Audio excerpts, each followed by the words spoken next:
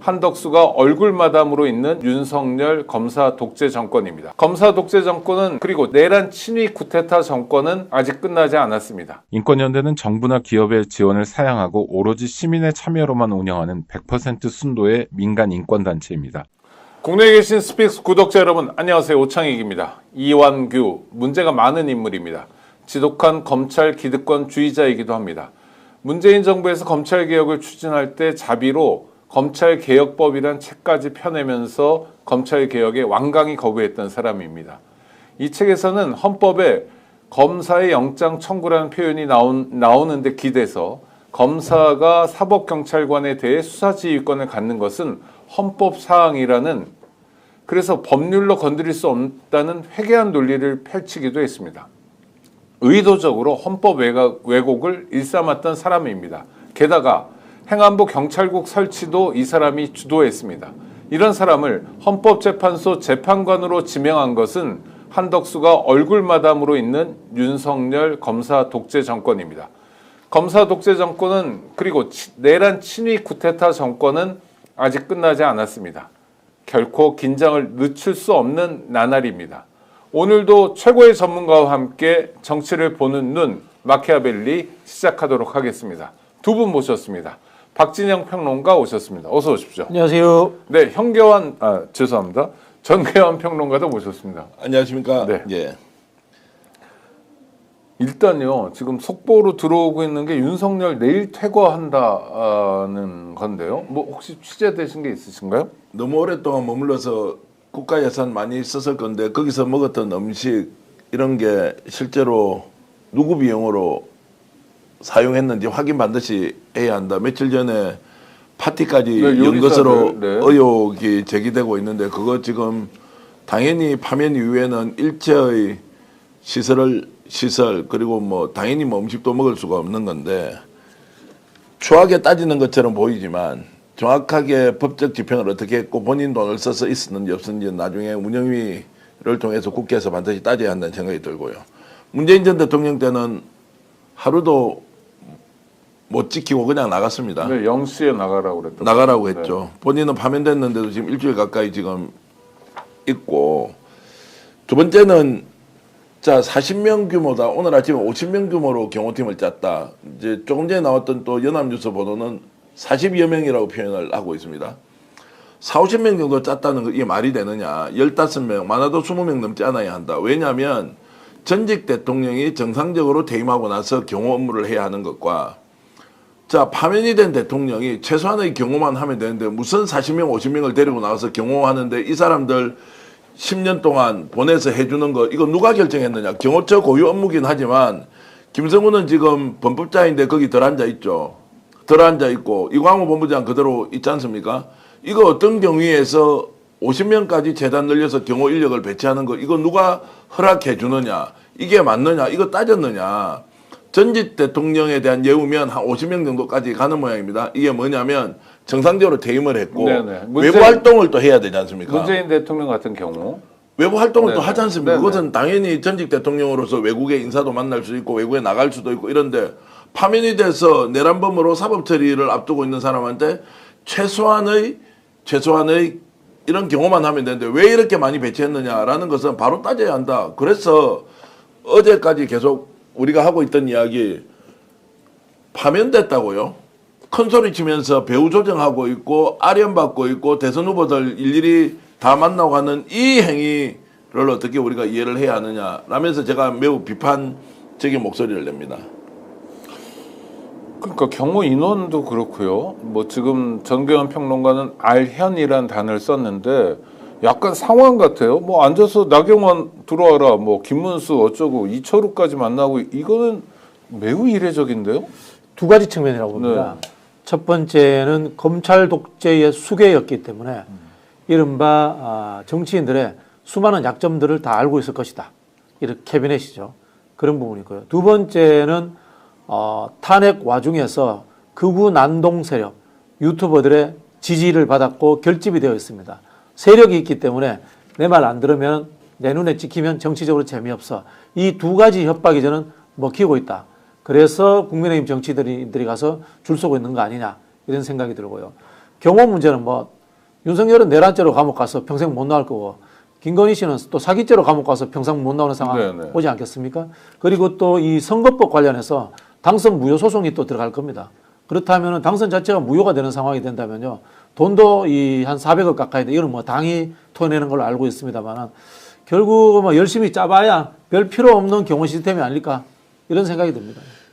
파면이 됐는데도 파면을 인정하지 않는 거 아니에요. 네. 헌법재판소가 8대 0으로 파면 결정을 하고 그럼에도 불구하고 경호처 직원들은 우리 인정할 수 없어. 그러면 국가가 갖고 있는 시설, 국가의 예산 자기 마음대로 써도 됩니까? 내가 주관적 판단해보면 윤석열 파면됐지만 나 파면 인정할 수 없어.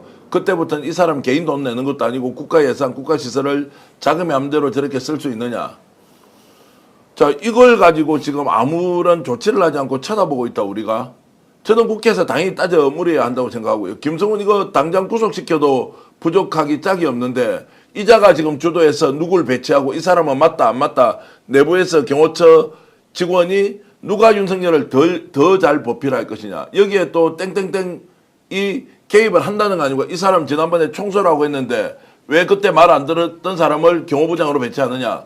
경호부장 한 명에 경호과장 두 사람 이렇게 이제 배속이 되어서 나머지 경호원들이 배치가 되는데 그 과정에도 김건희가 엄청 지금 나서서 뭔가 그중조정을 하고 있다라는 이야기까지 나오는데 우리만 비판하고 있고 이 사람들을 제지 또는 뭔가 제어해야 하는 단위에서는 아무런 소리를 안 하고 있어서 정말로 답답하다. 이들은 내란을 일으키고 파면까지 당했는데 큰 소리 치면서 야 우리는 우리 마음대로 할 거야. 이들을 그대로 용서해줘야 하느냐라는 말씀을 드립니다. 그러니까 파면당한 대통령에게 적합한 경호 인력은 한 10명 정도라는 거잖아요. 뭐 한 15명 뭐 정도로도 통상 충분하다라는 이야기도 박근혜 있고. 사례도 있었고요. 예. 그렇죠? 그럼 그거 말고 만약 35명이 더 갔다면 그 사람들은 경호처를 그만두고 자원봉사를 가면 되는 거죠. 그게 아니면 불가능한 거죠. 그러니까 국민의 예. 아니요, 그렇죠. 국민의 세금으로 할 수는 없다는 거죠. 그러니까요. 그 내용도 이제 일일이 따져봐야 한다고요. 왜 이게 한 4, 50명, 50명까지 이야기가 나오더라고요. 이제 몇 명인지는 아마 밝히지 않을 수도 있어요. 이게 이제 보안 사항이기 때문에 4, 50명 정도 나갔다고 하면 그 경호 인력이 4, 50명을 내보내야 될 만큼 이것이 합리적이냐, 적합하냐, 뭐 이런 거 따져봐야 되지 않겠습니까? 어떻게 파면당한 윤석열한테 4, 50명의 국가 공무원들을 배치시켜서 10년 동안 경호를 해주라는 걸 어떤 국민이 납득을 하라고 하는 겁니까? 제가 기왕에 말씀드리면 파면된 대통령에게 왜 전직이라는 예우를 줘서 경호원을 붙이느냐면 실제로 이 사람이 대외 활동을 할 수 없지 않습니까? 그럼에도 불구하고 국가의 안보 사항을 워낙 본인이 많이 알고 있기 때문에 네. 이런 것들이 납치 또는 누군가에 의해서 침탈될 우려를 최소한으로 보호를 해야 한다. 이것이 파면된 대통령에 대한 경호의 기본 원칙이고요. 자, 영광스럽게 퇴임한 대통령은 당연히 나가면 국익을 위해서 외교적으로 또는 국내의 여러 가지 어려운 상황, 퇴임 이후에 오히려 인기를 끌고 있는 미국의 카터 대통령 같은 분도 있으니 이런 활동을 폭넓게 보장하기 위해서 충분하게 경호를 국가 원수에 걸맞는 수준으로 해줘야 한다라는 것은 전제가 파면되지 않은 정상적으로 퇴임한 대통령에 대한 것인데 이게 지금 구분하지 않고 한 50명 보낸 거 아니냐라는 의혹을 제기하는 그거 겁니다. 꼼꼼하게 따져봐야 되겠습니다. 정상적으로 퇴임한 대통령의 경우에는 비서진도 국비로 네. 운영할 수 있도록 해주잖아요. 그렇죠. 그러니까 국가 그 정도 서비스는 네. 해주는 겁니다. 예. 댓글 JH님이 정확하게 다셨는데요. 한덕수 탓이다. 네. 이게 최종 결정권은 한덕수한테 있는 건데요. 말씀하신 것처럼 제가 만약에 북한의 김정은이면은 윤석열한테 간첩 붙입니다. 아하. 수정방 한 2병 들고 계란말이 잘 만들고 네. 김치찌개 잘 만드는 사람 보내가지고 살살 꼬셔가지고 국가안보 다 빼낼 것 같아요. 그런 수준의 인간입니다. 제가 표현하자면 인중지말이다. 인간들 중에서 가장 말석에 앉아 있어야 될 인간이다. 뭐 그런 표현이 되는데요. 이게 다 한덕수 탓으로 이렇게 흘러가고 있는데 이 경호처의 인사권도 한덕수가 가지고 있습니다. 또한 지금 한덕수가 하는 정말 황당무계한 짓이 뭔가 하면요. 이 비서실 직원들이 사표를 냈는데 사표를 반려했어요. 네. 윤석열도 없는데 대통령실 비서실 직원들 월급 그대로 주고 있다는 겁니다. 자기를 보좌라는 겁니까? 아니 뭐 자기를 보좌할 것 같지도 않아요. 그냥 거기서 유유자적 놀고 있는 거죠, 관저에서. 아, 이왕 들어온 김에 그 네네네. 법인카드 누리고 그렇죠. 월급도 이제 받고 상황인데, 살아라. 네. 이거는 지금 당장 국회에서 운영위를 열어야 됩니다. 운영위가 대통령실하고 총리실 담당을 하거든요. 네네. 열어서 한덕수에게 따져야 됩니다. 당장 경호처 직원 50명 배치하는 것을 무효화시켜야 되고요. 그다음에 대통령실 직원들 해임해야 됩니다. 그리고 또 하나 지금 가장 중요한 문제점 중에 하나가 증거인멸 열심히 하고 있을 거고요. 네. 대통령을 기록물에 관해 가지고 지금 엄청난 지금 이 제보들이 들어오고 있습니다. 파기시킬 것. 파기시켜서 안 되는 것을 파기시키고 있고요. 그다음에 30년 봉인, 15년 봉인 뭐 이렇게 있는데 봉인시키지 않아야 될 것들, 범죄 자료가 될 만한 것들을 봉인시키고 있다. 이런 제보들이 들어오고 있습니다. 이 모든 것의 책임은 한덕수입니다. 그래서 한덕수는 내란을 연장시키고 있는 주범이 된 겁니다. 자, 이런 상황에서 어제 남모 부장, 3부장입니다. 경호 3부장을 네. 해임 제청을 했단 말이에요. 자, 김성위가 제청을 했는데 한덕수한테 했어요. 받아들일 가능성이 높아요. 이 사람이 누굽니까? 자, 윤석열을 구속시킬 때 이렇게 하면 안 된다. 경호처가 불법을 저지를 수 없다라고 해서 찍혔던 사람 아니에요. 이 사람을 징계위원회를 열어서 징계를 하고 나서 지금 해임으로 제청을 했다. 자, 해임시켜달라. 왜냐하면 너 새끼 죽일 거야. 경호처에서 반발한 놈 그대로 용서하지 않는다. 자, 이거를 지금 한덕수한테 제청을 시켜놓고 있는데 경호 인력은 40~50명 배치를 시켜. 그리고 비서실 직원들은 그대로 둬. 자, 이것은 한덕수 나 죽여달라고 하는 겁니까? 아니면 한덕수 그 정도 권한 있다라고 하는 거예요. 국무총리실에서 인력이 충분히 본인을 권한대행으로 보좌를 하고 있는데 대통령실 그대로 두고 있는데 이런 상황이 정말로 어처구니가 없다. 어처구니가 없다. 이들이 끝까지 나라 망치고 파면되고 나갈 때까지 보여주는 것은 우리가 그냥 더티 플레이다 이 수준이 아니고 악랄하네요. 악랄. 정말로 지독한 사람들이다. 지독한 인간이다. 이렇게밖에 표현할 수 없습니다. 그렇죠. 인중지말이라고 썼어요. 네, 이 지독한 인간이 벌이는 일이 이 아련에 대해서 좀 얘기해 볼게요. 나경원을 만났다는 거예요, 불러서. 그리고 출마를 권유했고 나경원은 내일 출마를 선언한다는 거예요. 그러면 상황 노릇을 하겠다는 건데 윤석열의 마음은 나경원에게 있는 겁니까? 이기는 사람한테 있겠죠. 아. 지금 뭐 여러 사람한테 열심히 해라 잘하라 보니까 무소속으로 출마한 황교안한테도 제일 먼저 출마 뭐 일단 출마를 네. 격려했다. 물론 이것은 이제 황교안이 하는 이야기입니다. 그렇게 해서 윤석열단 동의받았다. 바깥에 있는 정광훈, 소년보 일당들, 소위 말하는 극우 세력들 내 편으로 만들겠다라는 계산이 서 있는 거고 이 사람들이 누구 편이 되든 윤석열은 자 나경원도 오케이. 자 이철우 지사도 오케이. 김문수도 격려해줬대요. 김문수도 오케이. 모든 사람 찾아오도록 하고 오케이 해주면 마지막에 되는 사람한테 누가 지지해 준 겁니까? 나 윤석열이 뒷배를 가지고 있다라고 이제 선거운동 하라는 거 아닙니까? 자기 몸값 올리기입니까? 그러네요. 자기 몸값 올리기죠. 무슨 후보들한테 지금 격려나 이렇게 해준다고 그 후보가 지금 지지율이 갑자기 올라갑니까? 그런데 본인이 가장 아끼던 양평 게이트를 주도했던 원희룡은 왜 그러면 불출마 선언을 합니까? 그거 참 이상하다 이런 생각이 들더라고요. 뭐가 합이 안 맞았나요? 뭔가요? 하여튼 아니죠. 이상하다는 생각이 드네요. 원희룡은 지지율이 나오지 않으니까 원희룡이 갖고 가는 1, 2%의 지지율만큼도 내가 회수해가지고 내가 밀 수 있는 다른 후보한테 주겠다라는 뭐 그런 논리 아니겠습니까? 이철우 경북도지사를 만나서 희한한 얘기를 하는데 하여튼 덕담을 해줘요. 대통령 잘 되면 좋겠다. 꼭 당선되라 하면서 하는 얘기가 가장 중요한 게 사람 쓸 때 충성심을 잘 받는 거다. 뭐 이게 이 이야기는 제가 윤석열한테 그대로 돌려드릴게요. 네. 문재인 대통령에게 충성했습니까? 스스로 부끄러운 줄 알아야지. 인중지말 제가 별명을 붙여놨습니다. 아니 국민 앞에 충성한 거예요. 윤석열이 첫 번째. 네. 사람을 쓸 때 가장 중요한 것이 충성심으로 본다고요. 그 충성심은 무엇에 나옵니까? 리더, 지도자가 갖고 있는 그런 국정 운영에 대한 그리고 그런 것들을 통해서 뭔가 이 사람은 나의 지도자로 모셔야 되겠다라는 마음을 자연스럽게 우러나오도록 해야 되는 거 아닌가요? 충성심이 중요하다고요? 그 본인은 누구한테 충성했습니까? 본인이 충성한 사람은 누구예요? 문재인한테 충성했어요? 노무현 전 대통령한테 충성을 했어요? 뭘 충성했어요? 자기들이 국민 앞에 진짜 충성했어요? 검찰 조직에서 다 범법 저지른 놈들 그거 다 봐주고 자기 편은 100% 무죄 시켜주고 아닌 사람은 300번씩 압수수색 해가지고 먼지털이식 해서 죽여내는 거. 그 사람은 누구를 위해서 충성을 했습니까? 자기가 누군가에게 충성하지 않고 나한테는 충성한 사람이 필요하니까 이철우 지사 당신 정치할 때 제일 중요한 것은 충성심을 보고 사람을 써라? 이게 말입니까? 글입니까? 김건희한테 충성했죠. 아, 정말 기괴한 인간입니다. 끝까지 하여튼 자기가 잡고 있는 게 한중 권력이든 뭐 실질적인 권력이든 놓으려고 하지 않고, 그죠? 그 연장에서 이완규도 지명된 거 아닙니까? 그렇죠. 이완규가 윤석열하고 뭐 굉장히 가까운 사이. 46년 친구.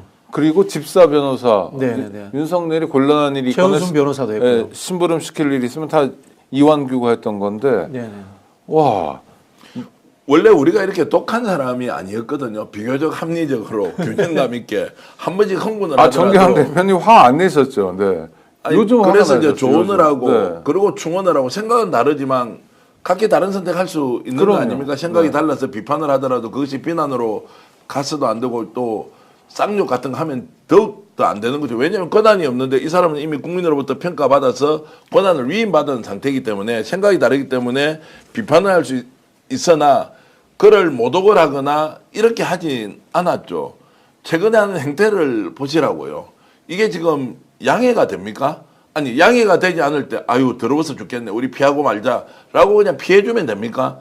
아니면 우리라도 나서서 이것이 아니다라고 명확하게 이렇게 이야기하고 따져야 되는 거 아니냐.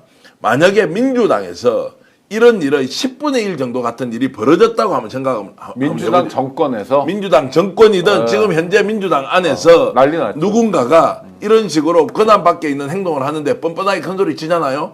실제로 외국 나가서 골밤을 치고 왔다가 이 사람 정치판이 완전 다 깨질 정도로 민주당은 민감하게 정치인 한 사람 한 사람의 행동 거지가 혹시라도 국민들에게 어떻게 비춰질까 싶어서 노심초사하고 있다고요. 그런데 이 사람들이 지금 하는 걸 보라고요.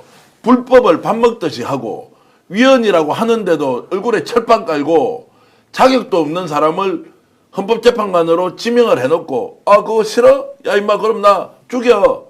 나 나갈래? 대통령 한번 해볼게. 됐어? 이게 깡패들이 하는 것이에요. 아니면 동네 양아치도 이렇게 하겠냐고. 이런 짓을 매일같이 벌이고 있는데 자기한테 반항했다는 놈은 또 파면시키겠다고 파면이 아니죠. 해임을 하겠다고 해임을 시키려고 한덕수한테 결재를 받고 있습니다. 이거 어떻게 설명해야 되냐고요. 아나무인이네요. 아나무인. 일단 이완규가 들어가면서 얻어지는 건 뭡니까? 6년 동안 헌법재판관이 되니까 헌법재판소에서 안정적인 지형을 만드는 거죠. 검사들의 이해를 도모해라 그 안에서. 그러니까 한마디로 뭐, 깽판 쳐라. 그렇죠. 그런 부분들도 있고 네. 여러 가지 할 수 있는 게 많죠. 역으로 생각하면 아스팔트 난동 세력들이 민주당 정권이 출범하자마자 민주당 대통령, 뭐 현재 뭐 이재명 대표가 유력합니다만은 네네. 탄핵 운동하자, 헌재로 보내자. 그러겠죠. 그러면 우리 지금 취임하는 날 그렇죠. 날 보수 그러겠죠. 재판관들이 숫자가 네. 더 많아. 어. 뭐 이렇게 할 수도 있고요. 또 한편으로는 지금 국민의힘이라는 정당이 위헌 소송에 휘말릴 가능성이 많습니다. 네. 후보들을 뽑을 때의 부정의 문제, 그다음 내란 공범 문제로 위헌 정당 소송이 걸렸을 때 헌법재판관들 숫자가 많으니까 우리 방어할 수 있어. 뭐 이렇게 할 수 있는 측면도 있고요. 개인적으로 저는 이완규가 내란에 굉장히 중요한 기획 역할을 했다고 추정합니다. 네. 그런 사람의 입에다가 떡을 하나 집어넣어 놓는 거죠. 그럼 윤석열도 안전하고 또 한편으로 보면은 내란 공범 의혹이 있는 한덕수도 안전하고 뭐 그런 측면에서 내란 공범 의혹이 있는 이완규를 헌재에 집어넣음으로 인해 가지고 서로 간에 조폭들 간에 나쁜 짓을 한 사람들 간에 서로의 신이 만들기 하나의 그거 작동하지 않을까 이런 생각도 해봅니다. 2020년에 검수완박이라고 언론에서 막 조롱하던 검찰 개혁이 있을 때 대검에서 소책자를 만들어 뿌렸습니다. 이래서 소위 수사권 조정을 하면 안 된다. 근데 나중에 보니까 그 소책자가 이완규의 검찰 개혁론이라는 박영사로 책으로 묶여진 거예요. 이거 뭐냐면 이 사람 검찰 떠난 지 오래됐는데 상당히 긴밀하게 이를테면 윤석열 입장에서 이런 일을 하던 사람. 영향력이 있고 네. 네. 그리고 검찰주의자죠. 그렇죠. 이 사람의 이력을 보니까 재밌더라고요. 5.18 민주화운동 유공자더라고요. 즉 서울대 법대 다닐 때 운동권을 좀 한 거예요. 네. 그 운동권도 총학생회 이런 게 아니고 지하 서클에서 활동을 했다라고 들려옵니다. 그만큼 이 사람이 조직적이고 기획력이 있는 사람인 거예요. 자, 우리가 또 예를 들어 볼게요.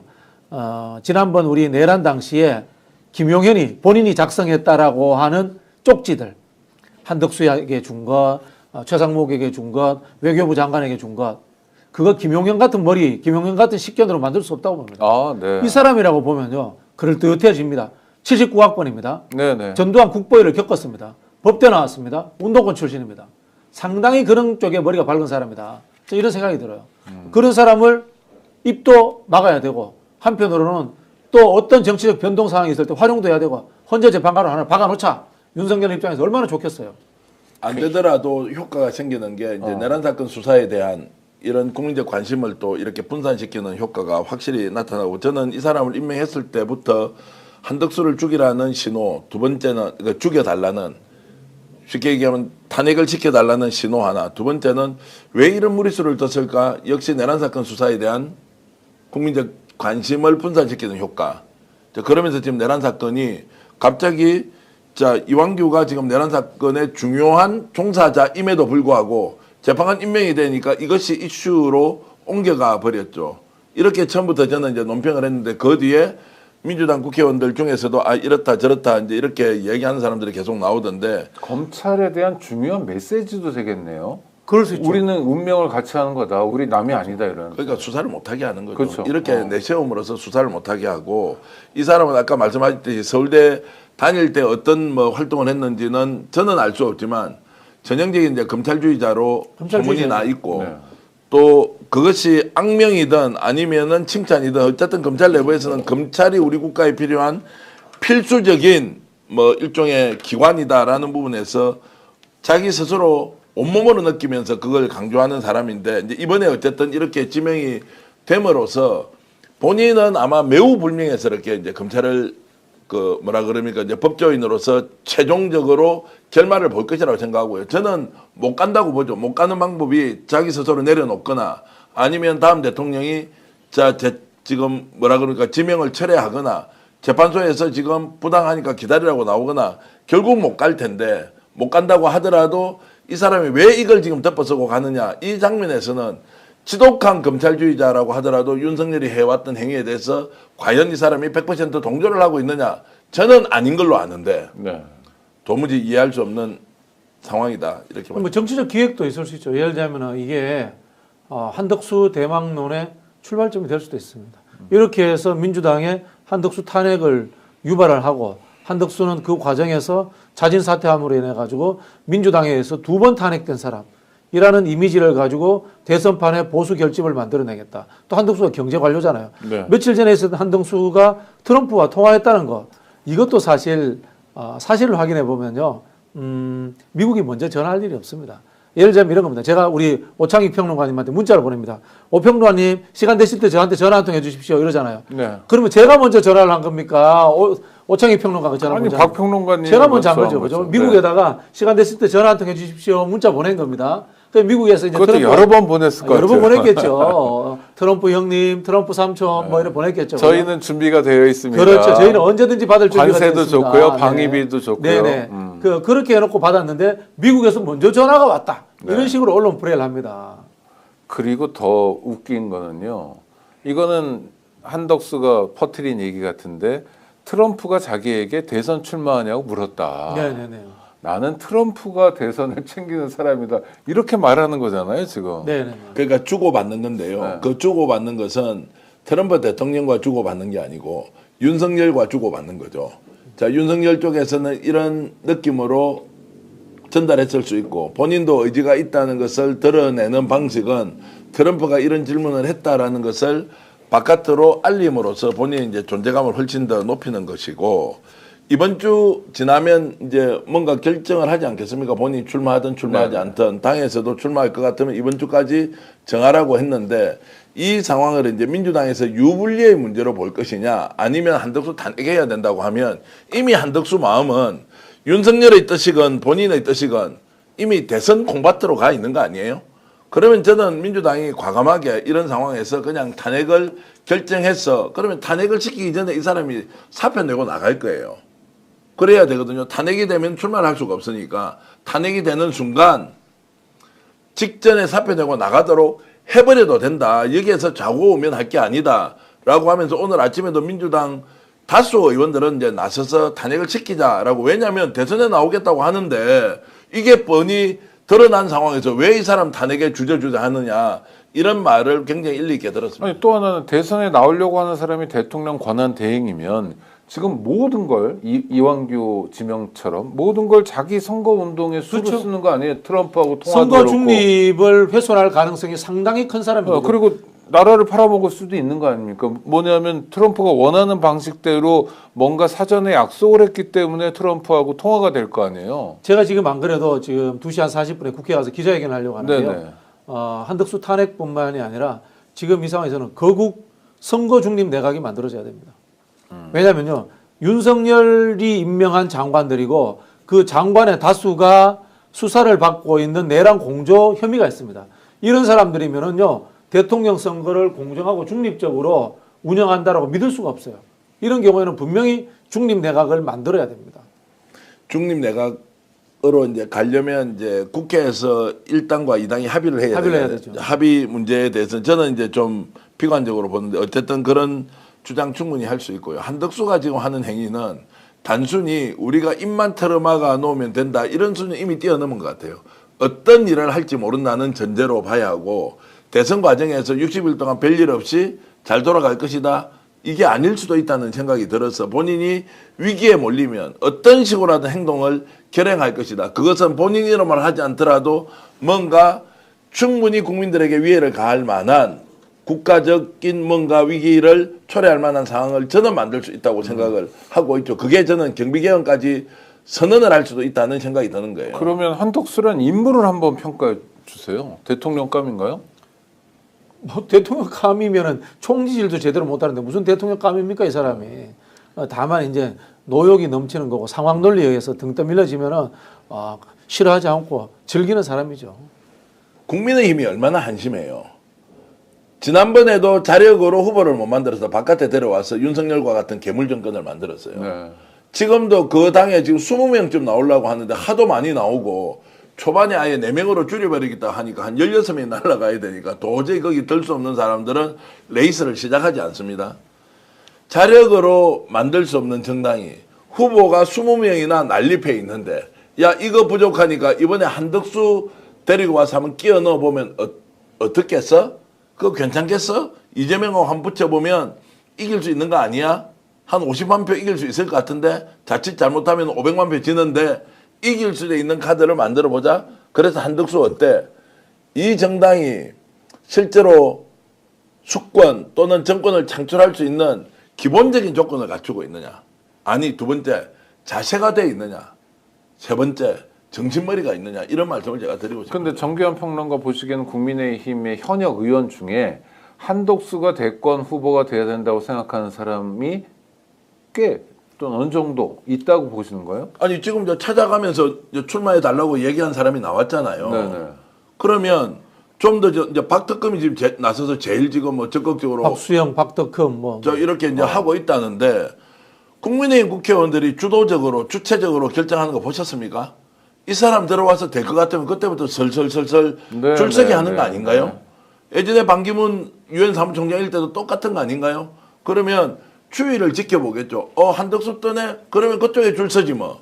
이렇게 갈 사람들이 많기 때문에 108명의 국회의원 중에서 자력으로 자기 자신의 정치를 뭘 해보겠다는 사람은 저는 10%도 없는 것 같은데요. 그럼 김문수가 좀 뜨는 것 같으면 뭐 또 잔뜩 모이고. 80명 모였잖아요. 요번에 한덕수가 뜨는 것 같으면 그걸로 또 또 그쪽으로 모이고. 모여. 그래서 제가 이제 우리 좀비들이네요. 국민의힘 정치를 레밍 정치라고 해요. 레밍. 정치인데 앞을 보지 않습니다. 그냥 앞 사람이 가는 꼬리만 보고 꼬리 물고 이제 쭉 따라가는데 그러다가 이제 절벽 위로 올라가서 떨어져서 한꺼번에 다 죽죠. 그러면 윤석열은 지금 어떻게 하고 있어요? 김문수가 자신의 뜻을 가장 잘 받드는 사람을 뜨고 있을 때 한마디도 말을 하고 있지 않다가 김문수가 이제 1등이 돼 있습니다. 다른 후보들 다 찾아오니까 만나줘요. 그럼 윤석열을 누굴 미는 거예요? 그건 어떤 의도인 거예요? 뭔? 되는 놈이 내 편이다. 되는 후보가 내 편이다. 나는 되는 사람을 밀어줬다. 아니 그러니까 김문수가 좀 높잖아요. 그러면 윤석열 입장에서 김문수를 강하게 밀어주면서 김문수는 내가 만든 작품이야라고 과시하는 방식이 아니잖아요, 지금. 자 이렇게 해야 되죠. 김문수가 1등을 하고 있습니다. 네네. 그러면 윤석열이 빠져 있죠. 정상적인 정치인이라면 누구도 오지 마세요. 이거는 그렇죠. 당 물론, 내에서 네. 진행되는 것은 당심과 국민들이 결정할 것이니까 저는 그냥 관전만 하고 있겠습니다. 라고 하는 것이 김문수를 밀어주는 거예요. 네. 그래야 김문수 1등이 더욱더 확고하구나. 이 방향을 누군가가 임의대로 흔들 수 없구나라는 메시지를 주는 거지 않습니까? 다 만나고 있습니다. 그것은 아까 말씀드렸듯이 그 출마한 후보의 정치가 아니라 윤석열이 정치를 하고 있는 것이다. 이렇게 말씀드리겠습니다.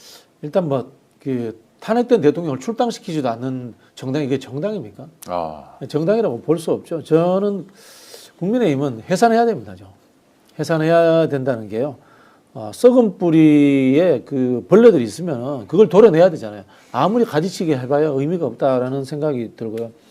보수가 아니에요. 보수라는 표현도 아까워. 제가 이 후보들 몇 면을 쫙 봤거든요. 여기에 그냥 보수라고 할 만한 사람이 누가 있냐고. 유승민 보수라고 할 만하다. 최경환 보수 같다. 이런 느낌 들었고. 뭐 이철우 보수 같아요. 보수 같은데. 지금 20명 20명 정도 정도의 중에, 소위 네. 주자 중에 네. 한동훈 보수가 뭔지 알겠어요? 뭐 가발 보수하나? 뭐 이 정도 생각하는 수준일 네, 거고. 네. 오세훈 기회주의자입니까? 나경원 그냥 뭐 사진 찍으러 다니는 사람. 또 누가 있습니까? 원희룡도 뭐 전형적인 기회주의자고요. 보수라고 하면 보수를 몰라요, 이 사람들.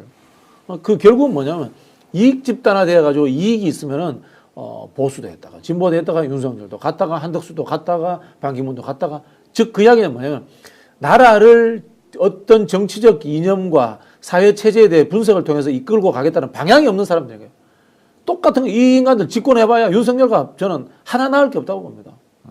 박근혜보다도 못한 사람들이에요, 전부 다. 그렇더라고요. 박근혜보다 못하더라고요. 박근혜는 그래서 보수잖아요, 어쨌든. 아니 한덕수를 보니까 황교안이 그래도 괜찮은 사람이었네. 뭐 이런 그렇게 그런 막 느낌 들어요. 생각을 해야 되니까. 이게 왜 이렇게 되냐면 이게 윤석열 효과입니다. 염치, 경우, 도덕, 윤리 이런 거 필요 없는 거야.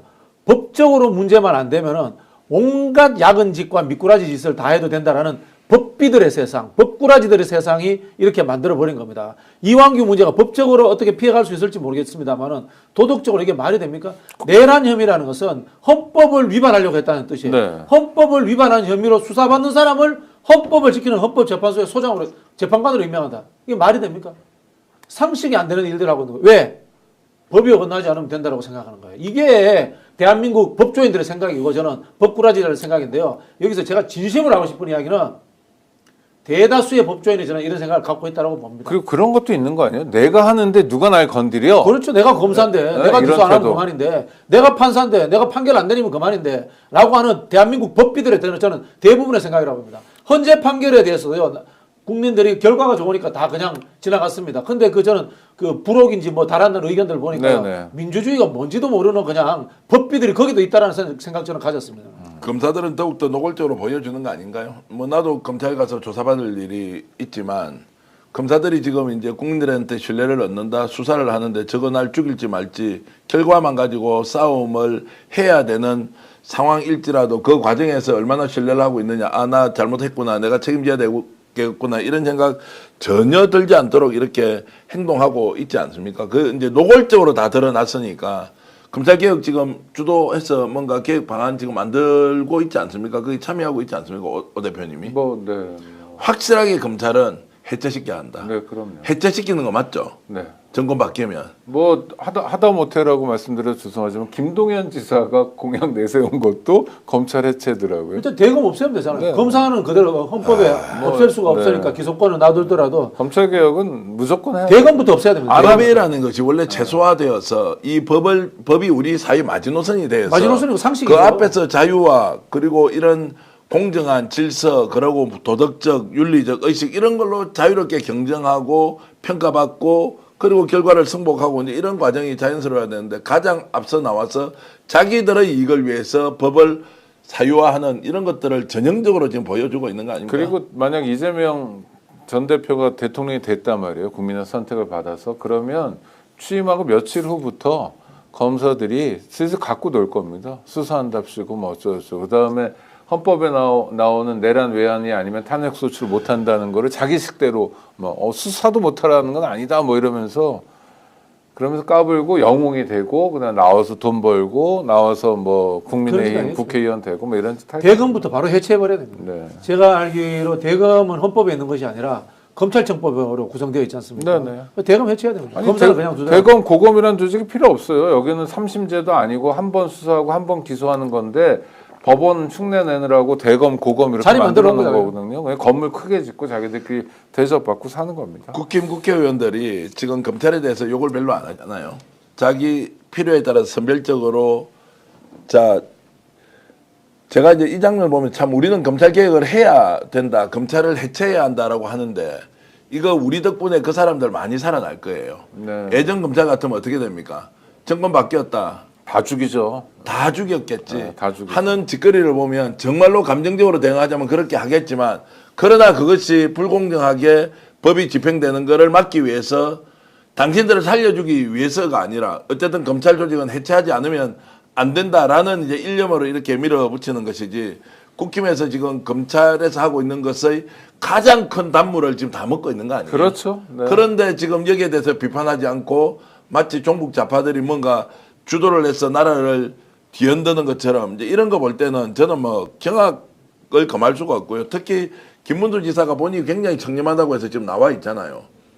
여러 가지 주의 주장을 할 수 있는데 지금도 대한민국에 자 친중하는 민중민주주의 깃발 아래서 친북 반미 친중 반기업 아이고. 정책을 고집하면서 자유민주주의를 부정하고 나라의 근간을 흔드는 세력이 있다. 윤석열인데? 아니 이 세력에게 나라를 맡길 수 있느냐 이렇게 이야기를 하는 장면. 야 김문수 정말로 어떻게 이럴 수 있느냐는 하나. 지가 그렇게 했잖아요, 과거에. 아니 그러니까 지금 민중민주주의 깃발 아래서 친북 친중 반미하는 사람이 누가 있냐고요. 민주당에 우리가 눈을 씻고 찾아봐도 아, 없지. 민주당 밖에도 없어요. 누가 있어요? 거기다가 정치가 부패하면 안 된다고 해놓고요. 12가지 제목으로 지금 재판받고 있는 이재명보다 자기가 더 깨끗하대요. 가장 부패한 사람이 누구냐고 지금 본인이 누구 때문에 출마하냐고요. 윤석열 김건희 아니에요? 아니 그리고 이 사람 때문에 나오는데 여기에 대해서는 일말의 지적도 없이 이것이 고스란히 이재명이가 죄인인데 그거 지금 그 사람보다 내가 더 깨끗하니까 대통령 될 자격이 있다라는 이런 시대 정신을 가지고 대통령 선거를 치를 수 있겠냐. 그냥 망상인 것 같습니다. 아이고 스트레스를 많이 받아서 안 되겠습니다. 다른 얘기로 좀 넘어가야 되겠습니다.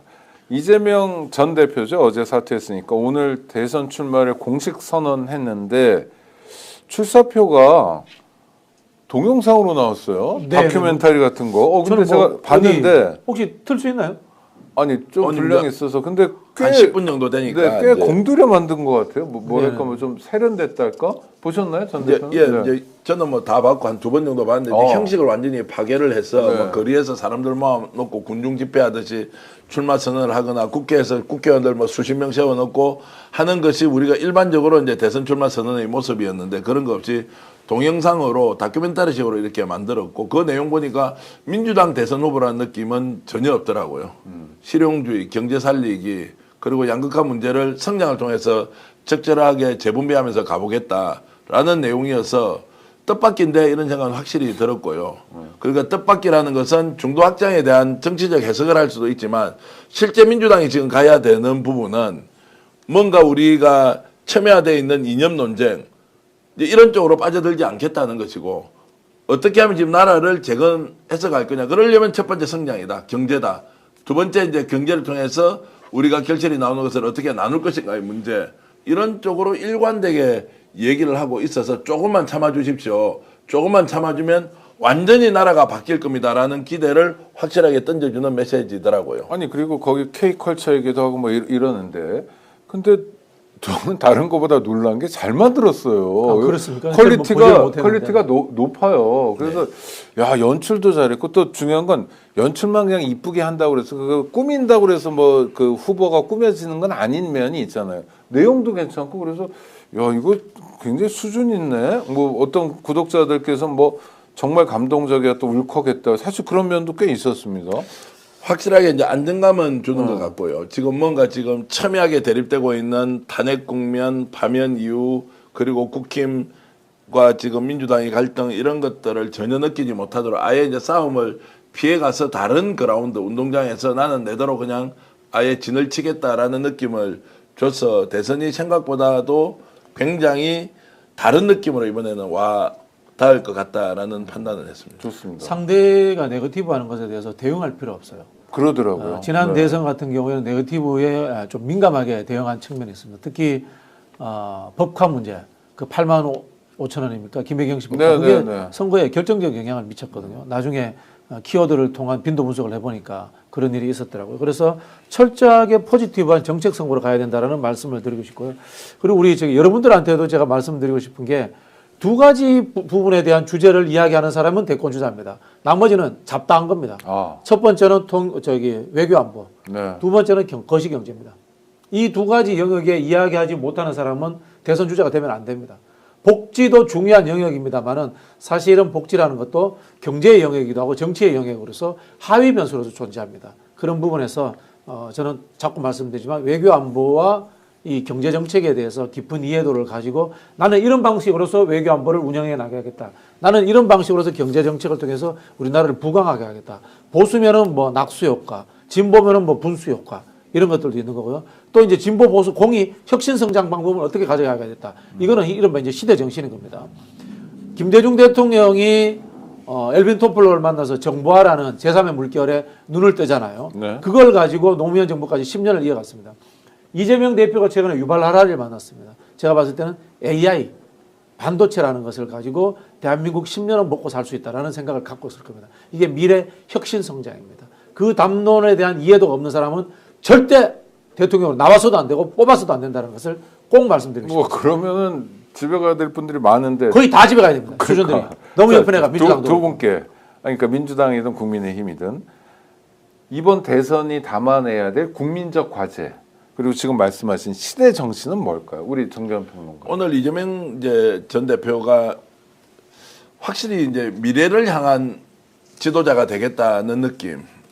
국민들은 지금 윤석열에 대한 심판이 주류 아닙니까? 네. 그리고 탄핵 이후 우리가 탄핵 과정에서 겪었던 이런 것들을 어떻든 응징 투표를 통해서 국힘 또는 내란 잔당을 끝까지 우리가 역사적 심판을 하고 거기에 내가 적극적으로 참여하겠다라는 걸로 완전히 응축되어 있지 않습니까, 지금. 근데 이제 이재명 대표의 메시지는 내일 당장 대한민국을 어떻게 만들 것인가로 이제 가 있으니까 아마 이제 대한민국이 당장 일어설 수 있는 길이 무엇인지에 대한 구체적인 해법은 정책적으로도 굉장히 훈련이 많이 되어 있는 사람이니까 내놓고 평가를 받을 것이고 국민들은 이미 과거를 심판하고 단죄하고 청산해야 된다는 열의가 있으니 절묘하게 조화를 이루는 선거는 될 수 있겠다라는 생각이 들고요. 역시 윤석열에 대한 이제 평가나 심판 문제는 이미 우리 국민들이 지금 쌓아놓은 이런 역사적 심판의 분위기에서 그대로 가면 될 거고 이재명 대표는 경제를 지금 어떻게 살리느냐 문제로 집중해서 살림살이 문제 외에는 다른 이야기가 할 게 있겠느냐 지금 당장 이런 부분이 이제 가장 중요하다고 봅니다. 뭐 어휘를 만들자면 저는 선진민주주의 국가. 선진민주주의. 네, 선진국이면서 민주주의도 같이 하는 이게 선진국이라는 것은 경제를 이야기하지 않습니까? 민주주의는 것은 정치라니까 선진민주주의 국가가 지금 한국 사회 화두가 돼야 되지 않나 이런 말씀을 드리고 싶고요. 이재명 대표에게 모자라는 거 딱 한 가지만 제가 지적을 하자면은 개인의 자유의 문제와 문화적인 이 뭐라 합니까 리버럴함 요 부분에 대해서는 조금 더 보강을 하셨으면 좋겠다라는 조언 드리고 싶네요. 오늘 뭐 백범 김구 선생 말씀을 인용하면서 문화 강국 얘기도 하고. 저 백범 김구 선생 별로 안 좋아합니다. 네, 하여튼 그래서 그러면서도 아니 오늘 저 출사표에는 나오는 얘기여서요. 느낌으로는 이랬습니다. 저는 이제 굉장히 폭넓은 영역에서 인재를 중용할 가능성이 높다. 민주당이 가지고 있는 정치적 아이덴티티, 정체성은 유지하겠지만 사람을 찾아서 쓰는 쪽은 경제성장 문제, 그리고 공정한 분배 문제, 그리고 내수시장 활성화 문제, 국가가 오히려 투자의 주체가 되어서 신산업 쪽에는 엄청나게 재정적 투자를 하겠다라고 하는 걸로 봐서는 지금 민주당의 인프라로 충분히 되겠느냐? 그게 부족하면은 바깥에서 훨씬 더 많은 사람들을 수혈해서 보수 진보로 나누는 정권의 문제가 아니고 국가가 지금 사실상 망하고 있는 상황에서 어떻게 하면 재설계를 통한 국가 재건을 할 수 있느냐라는 부분으로 가면 굉장히 폭넓은 영역에서 사람들이 충원이 되어서 국정 운영을 하겠다라는 생각은 그게 이제 실용주의죠. 예. 경선이 이제 당내 경선이 시작될 겁니다. 근데 뭐 여기에 대한 걱정도 우리 구독자분들이 많으신 것 같은데 일단 이재명 전 대표의 경우에 선거 캠프를 만들었는데 간소하게 만들었다 이런 평가가 있고요. 두 번째 제가 보는 건 오랜만에 그 윤호중 의원 이름을 봤어요. 그러니까 선대위원장이잖아요. 그러니까 총괄 네, 네, 책임자 이런 건 어떻게 평가하십니까? 저는 정말 잘 짰다라는 느낌을 정말 잘 짰다. 받았는데요. 네. 월드컵은 신인 선수 발굴하는 곳이 아닙니다. 그렇죠. 검증된 선수가 나가는 곳입니다. 국정 운영도 마찬가지입니다. 문재인 정부의 국정 운영의 문제점 중에 하나가 신인 발굴이었습니다. 과거 노무현 정부에서 고위직했던 사람들 그대로 다시 써도 됩니다. 왜 안 썼느냐? 그게 저는 굉장히 좀 안타깝게 여겨졌는데 이번에는 검증된 사람들 그리고 안정감이 있는 사람들 위주로 짰더라고요. 그런 부분에서 상당히 저는 뭐 기대를 해봅니다. 그럼 이를테면 5선이던데 윤호중 의원은 검증된 사람이고 안정감 있는 그렇죠. 사람이라고 네. 보시는 거군요. 네네. 네. 다행이네요. 그러니까 이 좁은 의미의 친명 진용이 아니다. 친명고 없잖아요. 솔직히 그 친명이 전부 다 최근에 만들어졌기 때문에 네네. 실력이라든가 경험의 부분에서 검증됐다고 보기 어렵잖아요. 전 정부에도 참여해보고 전전 정부에도 참여해보고 하면서 그런 검증된 사람들이 정치를 오랫동안 하는 것이 맞다고 봅니다. 그러니까 총선과 대선이 확연하게 이제 구분되는 네네. 상황으로 저는 인식이 됐고요. 이런 생각까지 좀 들었어요. 이재명은 합리적인 보수 정당 쪽으로 민주당을 포지션시키고 저런 이제 성장이나 예를 들어 성장을 기초한 이제 분배 이런 쪽으로 굉장히 국가 정책을 밀고 가면 저기에서 자연스럽게 진보 정당이 빠져나와서 새로운 제3정당이 만들어질 수도 있겠다라는 생각이 좀 들어서 지금 현재는 극우화되고 있는 국힘이 존재감도 아예 없고 또 정당으로서 역할도 제대로 못한다고 봤을 때 정말로 거대한 중대정당으로 이재명 정부는 이렇게 밀고 나가고 야 이거 아니잖아 우리 원래 원했던 거 이거 아닌데 라고 하면서 조국혁신당을 비롯해서 진보적 아젠다를 가지고 있는 정당들이 별도로 정당을 만들어서 다음 지방선거 또는 그 다음 총선 같은 데는 할 수도 있지 않겠느냐. 그 좋은 방법이에요. 지금 이름이 진보당인 정당도 있고요. 예. 그렇죠? 녹색당 있고 아니, 뭐 솔직히 노동당도 있고 정의당도 있어요. 원외 민주당은 스스로 진보라고 한 적 한 번도 없어요. 그렇죠. 예. 민주당은 원래 옛날에 김대중, 김영삼 두 분이 같이 계실 때는 정통 보수야당 이렇게 이야기했습니다. 그랬습니다. 정통 보수야당. 네. 그러다가 갈랐습니다. 갈라서고 김대중 대통령은 중도개혁정당 이렇게 이야기를 합니다. 노무현 대통령도 똑같이 중도개혁정당 이렇게 이야기를 하는데 사실은 2010년도에 보편적 복지 나오면서부터 진보라는 이름으로 불리기 시작하는데 그렇다 손 치더라도 민주당은 스스로 진보라고 이야기한 지 단 한 번도 없어요. 그래서 저는 민주당은 사실은 뭐 민주개혁정당 뭐 이 정도지 전통적 의미의 좌파가 아니잖아요. 민주당은. 그리고 진보 정당 아니에요. 좌파가 아니에요, 민주당은. 진보 정당 민주노동당 이런 그러니까 거죠. 이제 중도 보수 정당에서 이제 중도인데 뭐 진보 쪽으로 가까이 가 있다 이런 것인데 물론 이제 중도 진보 보수라는 것이 굉장히 이제 주관적인 판단 기준이지만 전체적인 흐름으로 보면 국힘이 이번 선거에 뛰어들어서 뭔가 이게 아젠다를 던질 만한 게 없을 거다. 성장하겠다. 성장 안 하려면 다 굶어 죽는다 우리. 투자 안 하니까 국가가 먼저 재정 투입해서 투자를 하는데 이 투자는 기업형 투자와 똑같다. 그냥 나눠주기가 아니다. 이런 방식으로 국가 주도적인 경제 개발을 하고 그리고 성장을 통해서 분배도 적정하게 하겠습니다. 문화강국 만들겠습니다. 이게 지금 들어보면 보수정당 국힘에서 예를 들어서 합리적 보수주의자가 던질 만한 내용을 이미 선점을 하면서 이재명 대표가 다 던져버렸다. 그럼 국힘은 뭘 가져오겠나? 이재명 저 죽이자 이렇게밖에 안 나올 건데 너 친중이다 종북 좌파다 이렇게밖에 이제 갈 수 없지 않느냐. 지금 사실 이제 한국 사회든 이제 세계사 지금 조류 신자유주의는 거의 또 소멸했잖아요. 그죠? 네. 미국도 이제 신보수주의잖아요. 뭐 그다음에 뭐 그 보호무역주의인데 그러면은 인류의 역사에서 국가가 정치에 개입 안 한 적, 저기 경제에 개입 안 한 적이 언제 있습니까? 없죠. 그 아담 스미스가 있는 그 보이지 않는 손이 시장을 지면 그 새빨간 거짓말이에요. 존재하지 않았던 거고 한국의 역사에도 보세요. 박정희도 그럼 좌파야. 박정희가 국가사회주의 아닙니까? 어마어마한 솔직히. 국가주도죠. 좌파죠. 네. 그러면 김대중도 좌파야. 김대중도 IT 산업 국가주도로 육속했고 노무현도 좌파야. 국가주도로 삼성 지금 글로벌 기업 되는데 많이 도와줬고 그 결국은 이게 중요한 것은 그런 것이 국가가 어느 정도 개입하느냐 문제가 중요한 것이 아니라 국가가 그걸 해주고 정치인이 뒷돈 받아가지고 지 호주머니 챙기고 나쁜 짓 하느냐 안 하느냐 이거의 문제로 접근해야 돼요. 저는 그런 부분에서 경제를 좌파냐 우파냐로 나누는 것 자체가 무의미하다는 생각이 들고 국가를 운영하는 사람들은 늘 국가가 경제에 뭘 해주실 것인가 이거에 대해서 고민해야죠. 그 고민 안 하면은 국가 지도자가 될 생각을 안 해야죠. 공공에서 일단 기본적으로 뭐 도로 같은 걸 깔아주고 인터넷도 그래서 망을 공공에서 깔아주고 KT 이런 데서 거기에 우리가 붙여가지고 여러 사업도 창의적으로 하고 이렇게 가야지 민간이 어떻게 그걸 다 합니까? 국가 역할이 그건데 그것 때문에 세금 내는 건데. 하여튼 그런 좀 내용 있는 정치를 오늘 제시한 것 같아서 저는 마음에 들더라고요. 그런데 김동연, 김두관 전현직 지사 뭐 이런 분들도 경선에 나오는 것 같은데 의미가 좀 있습니까? 저는 뭐 제대로 좀 논쟁하고 경쟁했으면 좋겠습니다. 뭘 가지고 과거에 무엇이었다가 아니라 대한민국을 지금 어떻게 만들어 갈 것인지에 대한, 그리고 민주당 내에 가지고 있는 이런저런 논란의 요소보다는 국민들이 가지고 있는 일반 정서를 가지고 나는 당신과 생각이 다르다. 이건 이렇게 가야 한다. 저건 저렇게 가야 한다.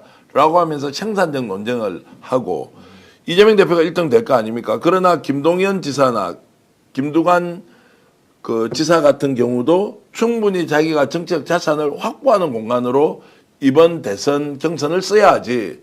전에처럼 야 이재명 알고 보니까 누군가 뒷배에 있어서 어떻게 되었니? 개딸들이 나서가지고 나라 망쳤니? 그 사람들이 하나회 출신들과 똑같다. 뭐 이런 방식으로 논쟁을 해버리지 않습니까? 그러면 대선 경선도 엉망되고 본인의 정치적 미래도 저는 매우 어두워질 것이다 이런 생각을 하고 있습니다. 근데 저기 윤호중 의원을 왜 이리 싫어하죠? 근데 모르겠어요. 이거는 제가 한번 말씀을 드려야 될 것 같은데 그러니까 말해주세요. 여러분들의 오해가 있습니다. 첫 번째, 김건희 앞에서 웃었다. 이건 저도 뭐 할 말이 없습니다. 웃음이 나와서 웃었는데 김건희를 좋아해서 웃었는지 그건 제가 알 수 없으니까 제가 말씀드려서 아니 그러니까 김건희 앞에서 웃겨서 웃을 수도 있고 뭐 김건희가 가짜는 인간이라서 웃었을 수도 있는데 그건 제가 그거는 말씀을 중요한 드릴 수 문제는 없고요. 아닌 것 같고요. 두 번째 네. 이제 그 법사위에서의 법사위를 양보하느냐 문제인데요. 네.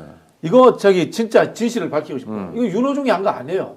윤호중 원내대표는 그때 뭐라고 했냐면은 법제위와 사법위로 두 개를 나눈다는 가정하에 양보할 수 있다라고 이야기를 했고 그것을 그 다음 원내대표한테 넘겼어요. 네네. 실제로 법사위를 넘긴 것은 그 후임 원내대표입니다. 그러니까 법사위 위원장을 윤호중 당시 원내대표가 국힘 계열의 정당에게 선물로 던져준 던진 적이 게 없습니다. 아니다. 없습니다. 없다라는 말씀을 제가 네. 다시 이 분들이 모르고 이제 이야기를 하시는 네, 거고요. 그 다음에 지금 이번에 이재명 아니 윤호중 실드 치려는 게 아니라 사실을 사실관계를 이야기하는 말씀드리는 사실 이야기하는 겁니다. 겁니다. 그 제가 늘 말씀드렸잖아요. 저기 우리 스픽스의 댓글이 좀 그렇다고. 아니 뭐요? 그게 왜냐면 자기들도 욕하는 나도 욕해도 되지 뭐 못할 게 뭐 있어.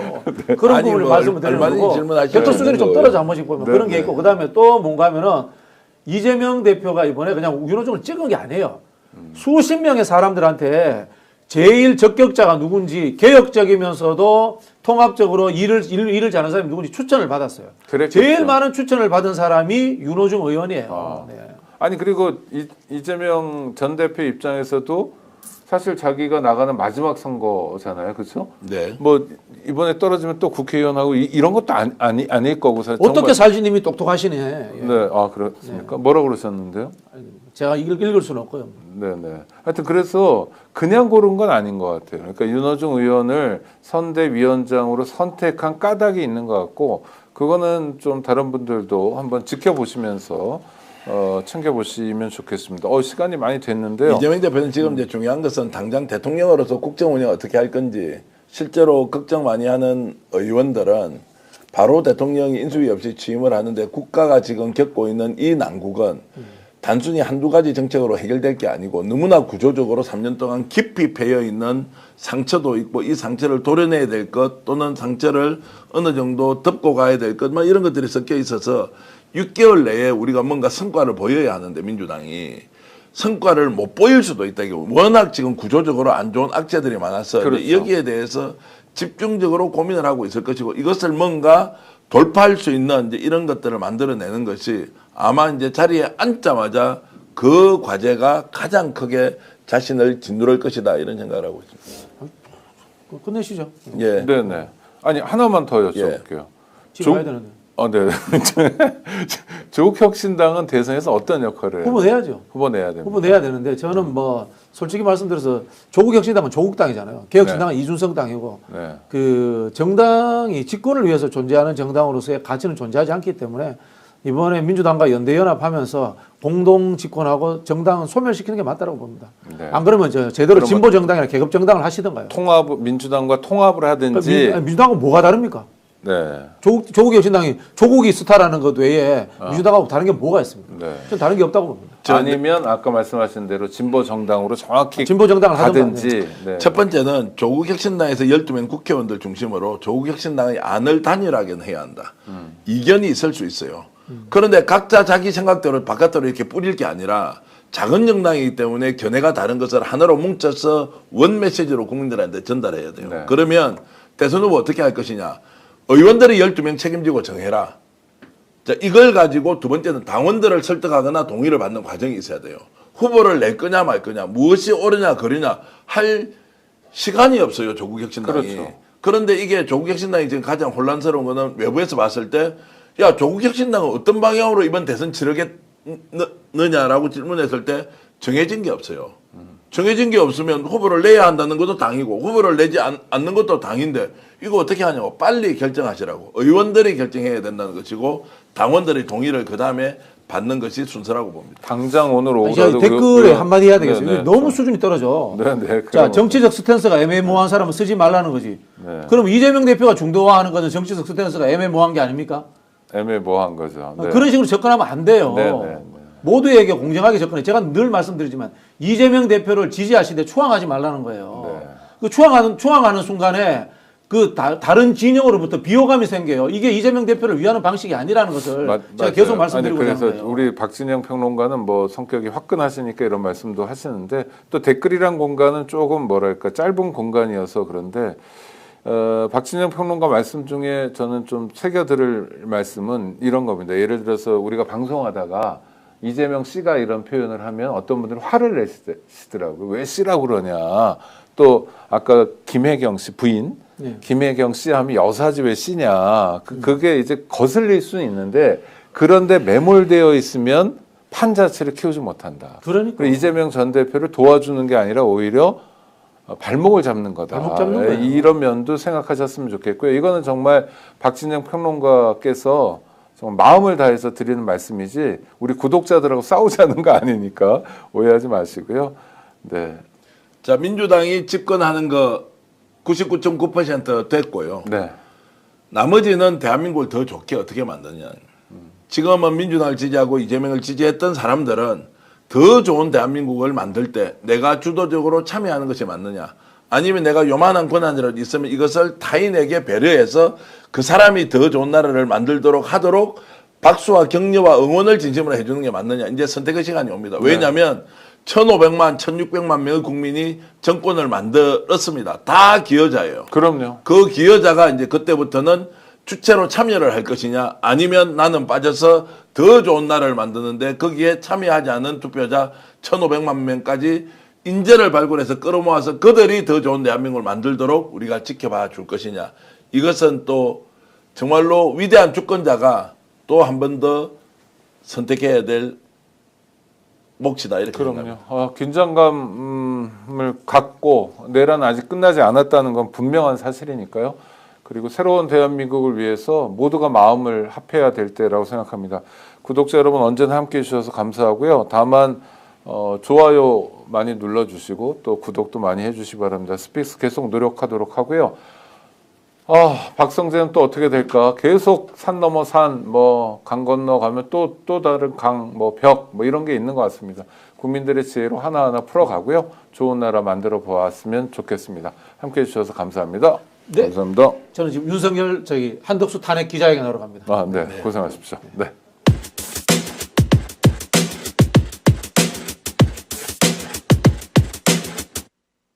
오늘 방송 어떠셨습니까? 마음에 들었다면 구독, 좋아요로 스픽스를 응원해 주십시오. 여러분들의 구독, 좋아요는 가장 큰 힘이 됩니다. 스픽스 구독, 좋아요. 당연하죠. 비교와 속도는 빠르게, 혜택은 빵빵하게. 비교와 인터넷 비교 원할 땐 인터넷 가입. 석영석도 인터넷 가입을 원할 땐 비교 원.